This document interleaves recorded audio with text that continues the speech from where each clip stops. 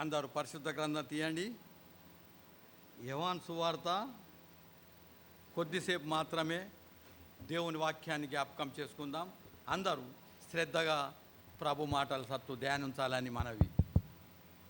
యోహాను సువార్త, యోహానికి గీత పైలా అధ్యాయ పైలా వచనం ఎల్లప్పుడూ వింటాం. హెచ్చరిక భాగంగా మనము జ్ఞాపకం చేసుకుంటున్నాం.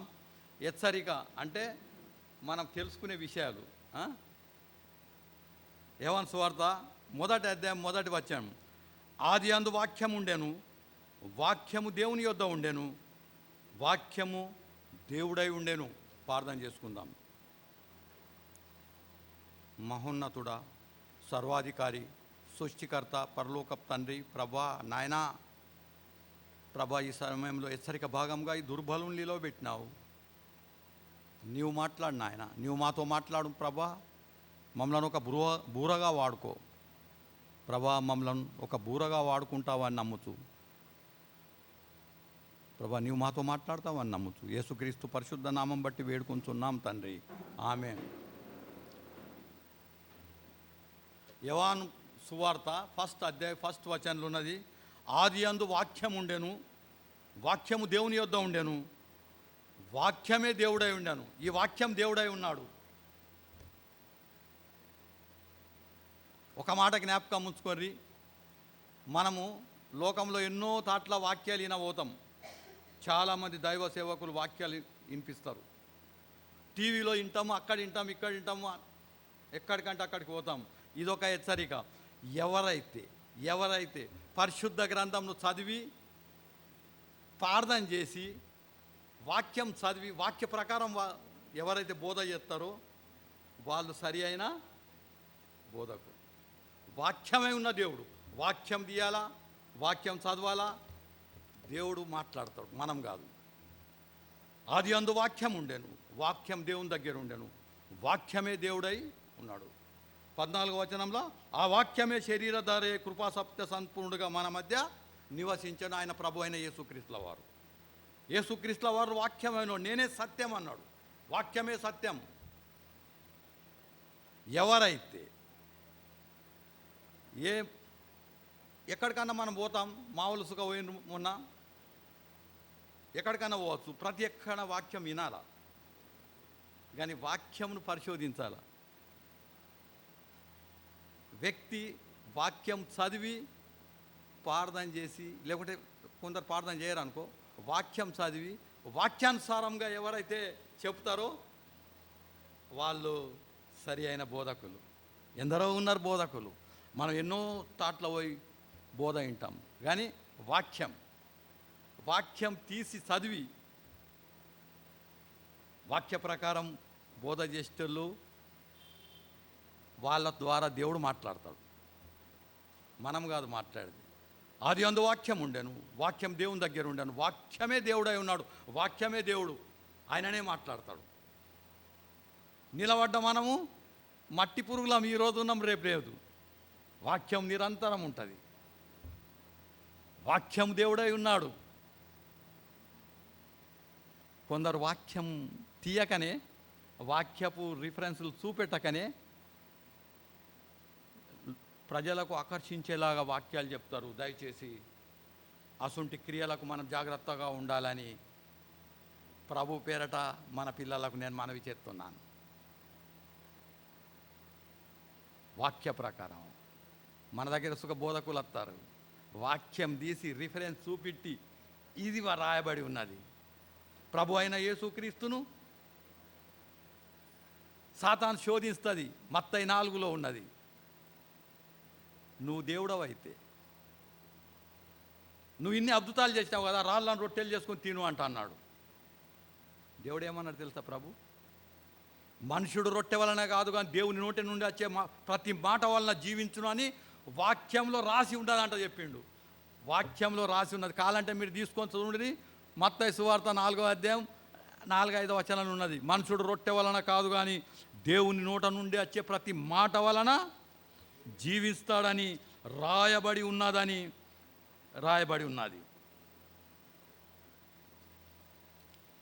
4వ అధ్యాయం 4వ వచనమే, సింపుల్. మత్తయి 4:4 రాయబడి ఉన్నది. యేసు ప్రభు కోడ్ చేస్తున్నాడు, పరిశుద్ధ గ్రంథంలో రాసింది ఉన్నది, మనుషుడు రొట్టె వలన కాదు కానీ దేవుని నోటి నుంచి వచ్చే ప్రతి మాట వలన జీవిస్తాడు అని రాయబడి ఉన్నదని సాతానుకు జవాబిస్తున్నాడు. ఎవరైతే రిఫరెన్స్ చెప్పారో వాళ్ళ మీద విశ్వాసం ఉంచొద్దని ప్రభు పేరట నేను మనవి చేస్తున్నాను. పరిశుద్ధ గ్రంథంలో అట్లా ఉన్నదా లేదా తెలుసుకునాలా.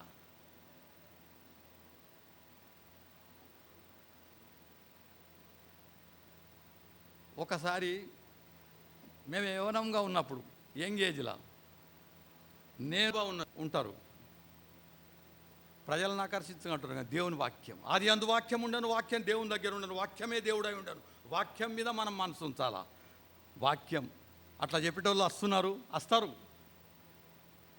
జైపాల్ వస్తున్నాడు, ఆయన వాక్య ప్రకారమే వాక్యం చెప్తాడు. చాలా పెద్ద బోధకుడు, December 10th వస్తాడు ఆయన, వాక్యం తీసే చెప్తాడు. మన సంఘంలోకి వస్తారు, వాక్యం తీసే చెప్తారు, వాక్యం ద్వారానే చెప్తారు. అయితే మనం అందరి కూడికలకు పోవద్దు అన్నట్లు కాదు, కానీ పరీక్షించాలా. వాక్యాన్ని మనం తీసి చదువుదాం. లూకా సువార్త 8వ అధ్యాయం 11వ వచనం. లూకా సువార్త 8వ అధ్యాయం 11వ వచనం. ఈ ఉపమానం ఏమనగా, విత్తనం దేవుని వాక్యమట. ఈ విత్తనం దేవుని వాక్యము, త్రోవ పక్కన నుండి వారు వినువారే కానీ నమ్మి రక్షణ పొందకుండా ఉన్నట్లు అపవాది వచ్చి వారి హృదయంలో నుంచి వాక్యం ఎత్తుకొని పోతుందట. విత్తనము దేవుని వాక్యం, వాక్యమే విత్తనం. అది మన హృదయంలో పడ్డదనుకో, అది ఫలించి అభివృద్ధి పెట్టి పెద్ద చెట్టు అయిపోతుంది. విత్తనమే వాక్యమని లూకా సువార్తలో మనం వింటాం. అది రాతి మీద పడుతుంది, తోపక్కన పడుతుంది, మంచి నేలన పడ్డ చెట్టు ఫలించి అభివృద్ధి పొంది ఇతరులకు సహాయకరంగా అవుతుందని దేవుని వాక్యం ఈరోజు మనతో మాట్లాడదు. యాకోబు పత్రిక 1వ అధ్యాయం 21వ వచనం. అందుచేత సమస్త కల్మషను విర్రవీగుతున్న దుష్టత్వను మాని లోపల నాటబడి మీ ఆత్మను రక్షించకు శక్తిగల వాక్యము సాత్వికంగా అంగీకరించుడి. శక్తివంతమైన వాక్యము సాత్వికంతో అంగీకరించాల. వాక్యం, పరిశుద్ధ గ్రంథంలో ఉన్న వాక్యంను సాత్వికంగా దీన మనసుతో దాన్ని అంగీకరించాలా. वाक्यम प्रभु का वचन जो है उसको अपन ग्रहण करने का, उस प्रकार रहने का. प्रभु का वचन प्रभु ने लिखा हुआ है, अपना खुद की बात नहीं है.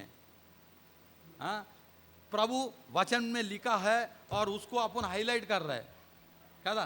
దాన్ని ధ్యానిస్తే మనసుగా దేవుడు మాట్లాడతాడు. ఈ వాక్యం నాకు ఆ రోజు ఈ ఆలోచన వచ్చింది, ఈ వాక్యం హెచ్చరిక భాగంగా తీసుకున్నాలని, మన పిల్లలకు మన సంఘంకు చెప్పాలని. వాక్యమై ఉన్న దేవుడు, వాక్యమే విత్తనం. ఆ వాక్యము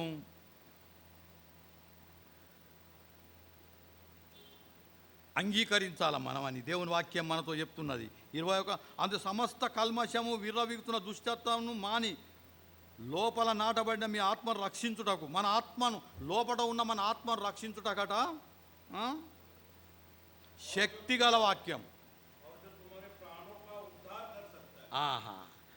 अपने प्राणों को उद्धार करने वाला वाक्यम को अपन दिल से, इसलिए सारी मलिनता और बैर भाव को बढ़ती को दूर करके उस वचन को नम्रता से ग्रहण कर लो जो हृदय में बोया गया और जो तुम्हारे प्राणों का उद्धार करता. వాక్యం అంగీకరించాలా.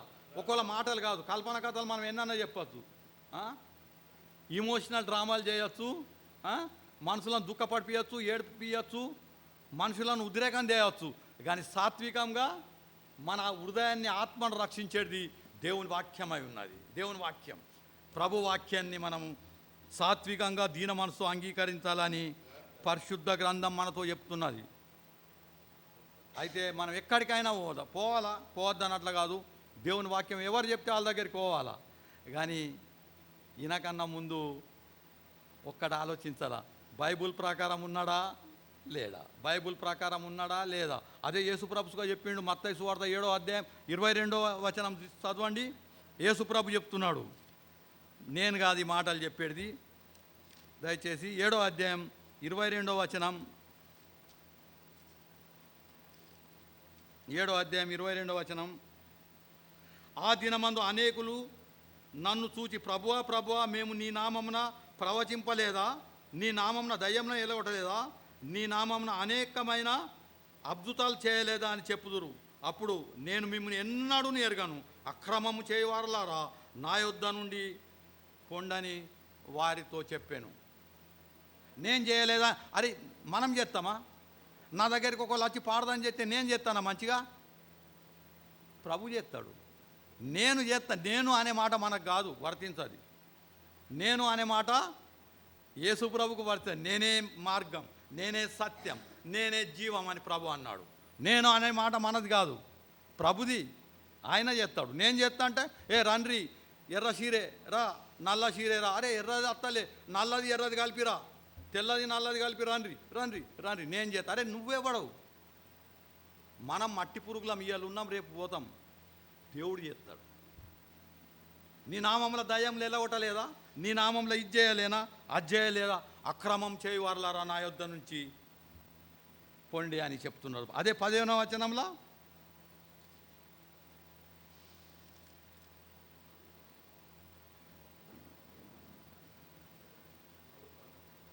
అబద్ధ ప్రవక్తలను గురించి జాగ్రత్త పడుడి. వారు గొర్రె చర్మములు వేసుకొని మీ యొద్దకు వత్తురు, కానీ లోపల వారు క్రూరమైన తోడేళ్ళని రాసి ఉన్నది. అబద్ధ ప్రవక్తలను గురించి 7వ అధ్యాయం 15వ వచనమే. జూట్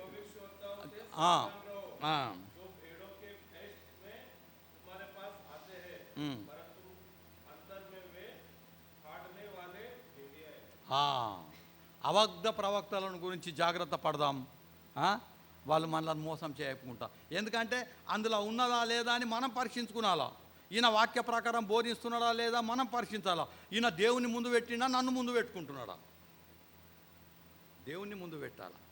మనకు మంచి చేసేది దేవుడే, మనం తప్పులు చేస్తే చెడ్డగా చేసుడు సుఖ దేవుడే చేసేస్తాడు. అన్యాయం చేస్తే పిల్లలను మనం కొట్టమా తప్పులు చేస్తే కదా? జాగ్రత్తగా ఉండాలని మనవి. ఇప్పుడు పరిశుద్ధ గ్రంథం యొక్క పవర్ ఏందో ద్వితీయోపదేశకాండం సెకండ్ టైం చెప్తున్నాడు. ద్వితీయోపదేశకాండం 17వ అధ్యాయం 20వ వచనం. 17వ అధ్యాయం 20వ వచనంలో ఏమంటున్నది?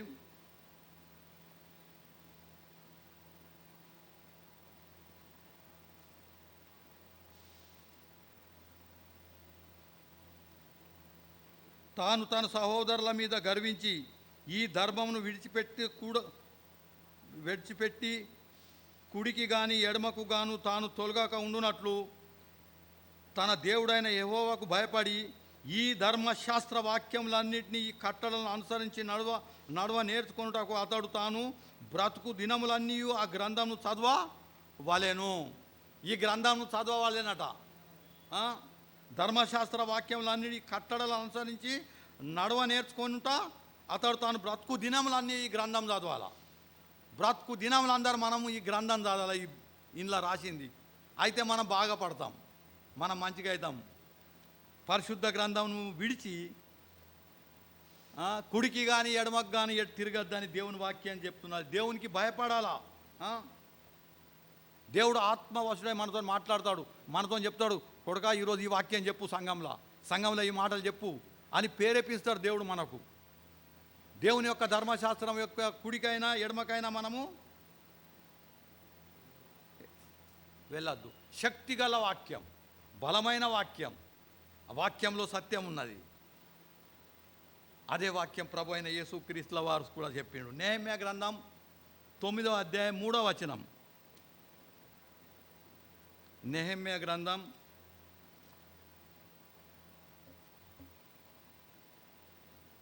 9వ అధ్యాయం 3వ వచనం, 407 పేజ్. మరియు వారు ఒక్క జాము సేపు తామున్న చోట నిలవబడి తన దేవుడైన యెహోవా ధర్మశాస్త్ర గ్రంథం చదువుతూ వచ్చిరి. ఒక జాము సేపు తమ పాపములను ఒప్పుకొనుచు దేవుడైన యెహోవాకు నమస్కారం చేస్తూ వచ్చిండ్రట.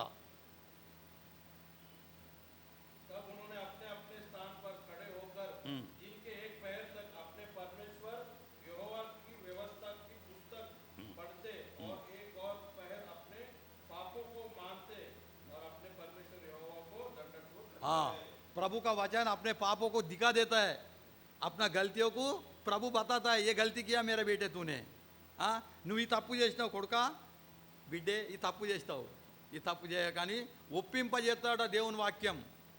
ఒక్క జాము చేపనాలు చదువుతున్నారు ఆ వాక్యాన్ని.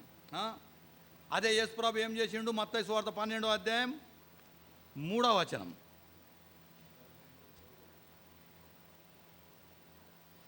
ఆయన వారితో ఇట్లా అంటున్నాడు, తానును తనతో కూడా నున్నవారును ఆకలిగొని ఉండగా దావీదు చేసిన దాని గురించి మీరు చదవలేదా?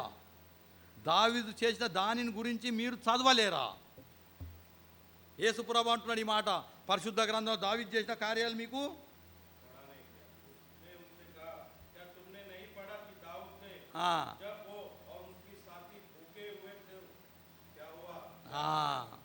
యేసుప్రభు అంటున్నాడు, చదవలేరా మీరు? పరిశుద్ధ గ్రంథంలో ఇది రాసి ఉన్నది. యేసుప్రభు దేవుడై ఉండు సుఖ పరిశుద్ధ గ్రంథంను కోడి చేస్తున్నాడు. సాతాను ఓడించడానికి ఆయన కోడి చేస్తున్నాడు. మనుషుడు రాళ్ళ రొట్టె వలన కాదు కానీ దేవుని నోటి నుంచి వచ్చే మాట వలన జీవిస్తాడు. రాసి ఉన్నదని తెలియదే నీకు? యోహాను సువార్త 7వ అధ్యాయం 14వ వచనం.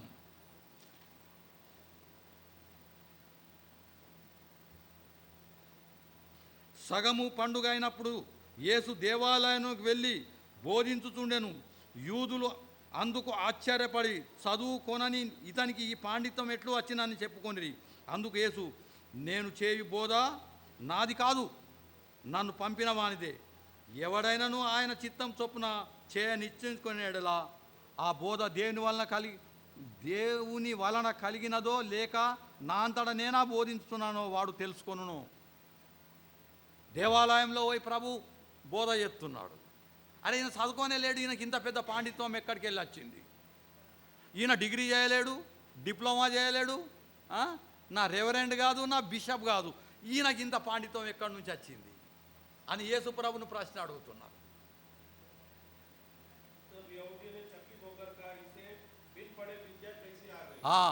తండ్రి ఆయనకు తెలుపుతున్నాడు, పరిశుద్ధాత్ముడు మనకు తెలుపుతాడు ఈ వాక్యం అని.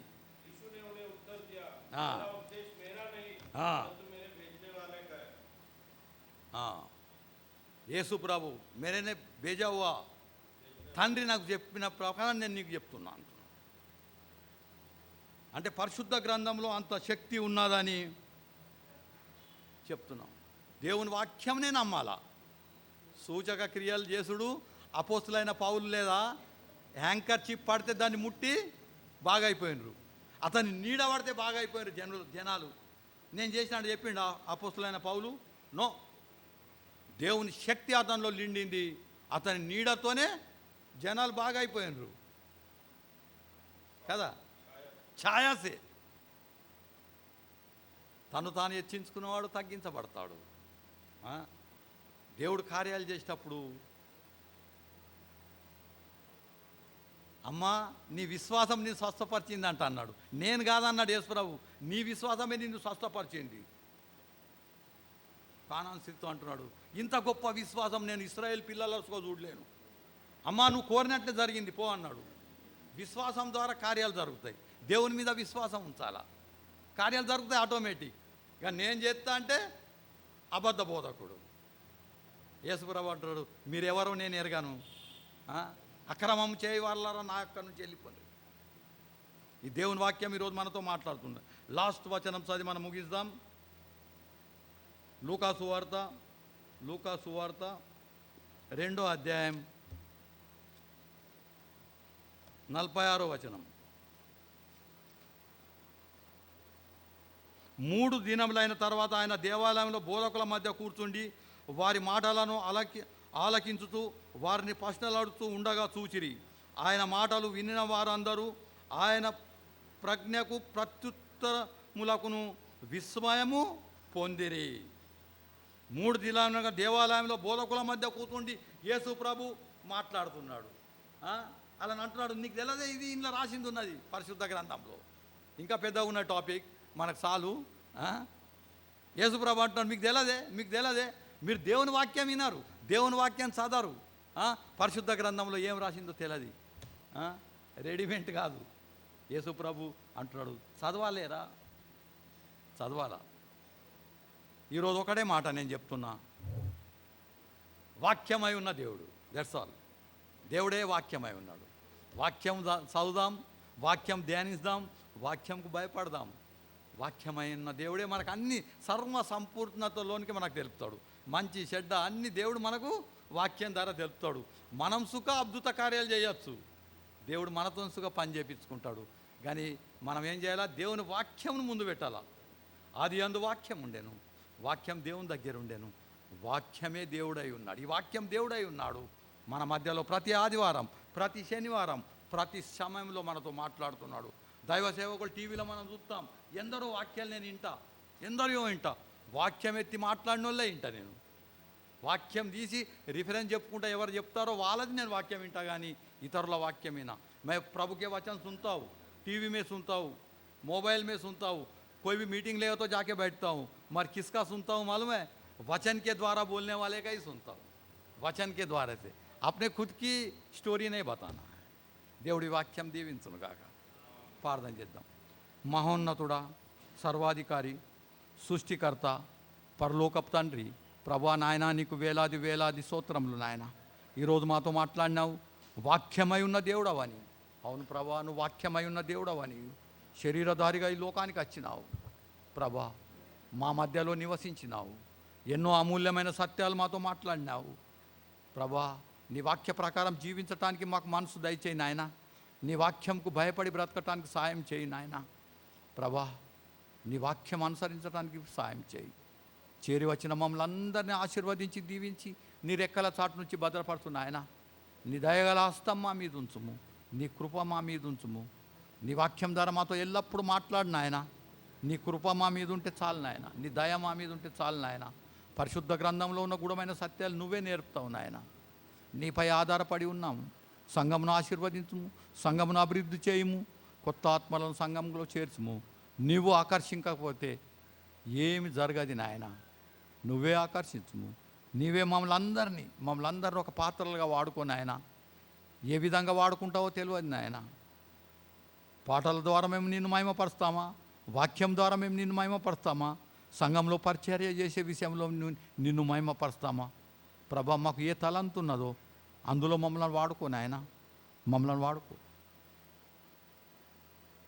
వాడుకొని మమ్మల్ని ఆశీర్వదిస్తామని నమ్ముతూ యేసుక్రీస్తు పరిశుద్ధ నామం బట్టి వేడుకుంటున్నాం తండ్రి, ఆమేన్.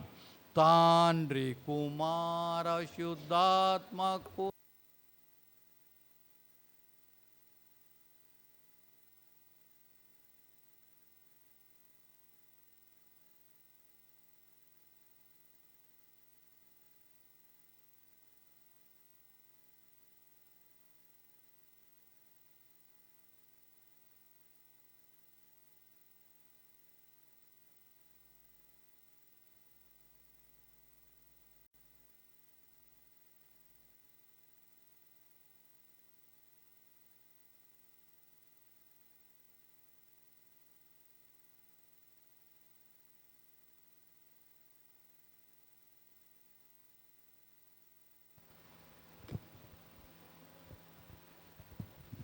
మీ అందరికీ నా వందనాలు.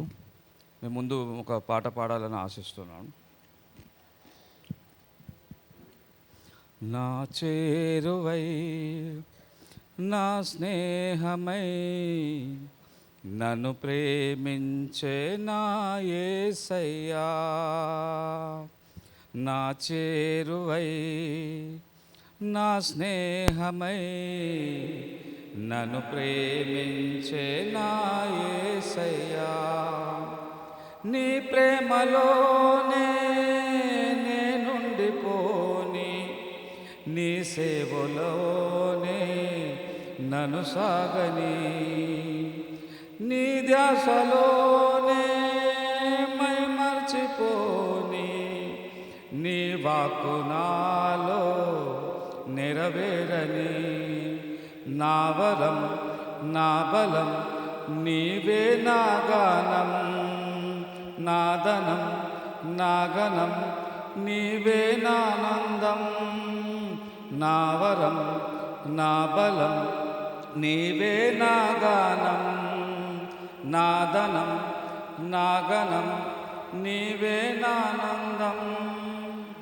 చేరువై నా స్నేహమై నన్ను ప్రేమించే నా యేసయ్యా. నా చేరువై నా స్నేహమై నన్ను ప్రేమించే నా యేసయ్యా. నా వేదనందు నా గాయమందు నిన్ను చేరుకున్నా నా యేసయ్యా.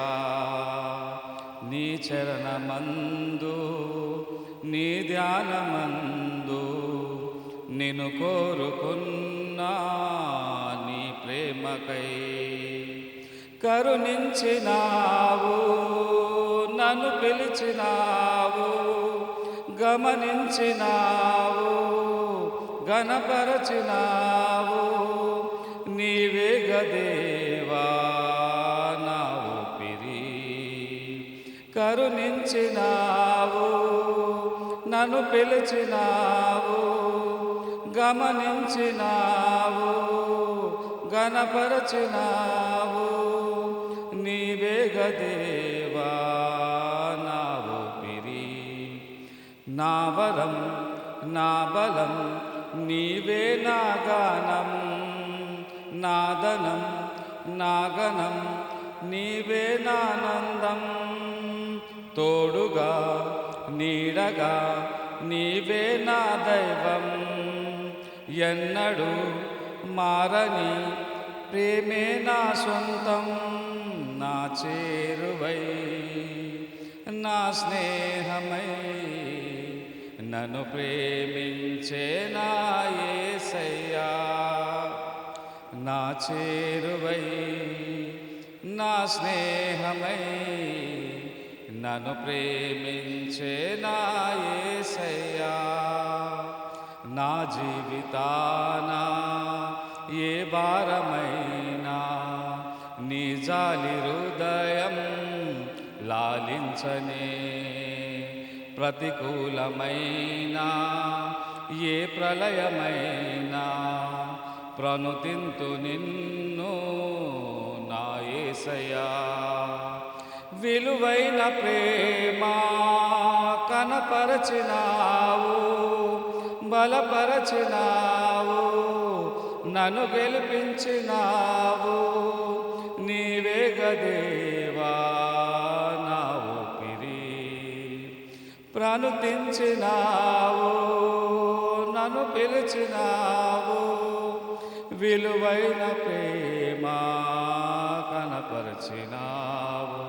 నా బలం నా వరం నీవే నా గానం, నా ధనం నా గణం నీవే నానందం. తోడుగా నీడగా నీవే నా దైవం. ఎన్నడూ మారని ప్రేమే నా సొంతం. నా చేరువై నా స్నేహమై నన్ను ప్రేమించే నా యేసయ్యా. నా చేరువై నా స్నేహమై నన్ను ప్రేమించే నా యేసయ్యా. నన్ను ప్రేమించే నా యేసయ్యా.